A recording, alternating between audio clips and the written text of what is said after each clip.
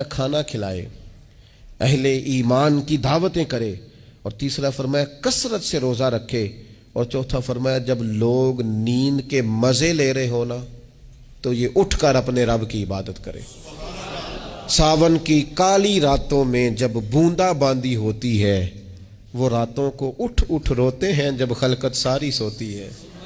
اور کسی نے کہا تھا رات پوے تے بے دردانو نیند پیاری آوے، رات پوے تے بے دردانو نیند پیاری آوے، تے درد مندانو یاد سجن دی ستیاں وی آن جگاوے۔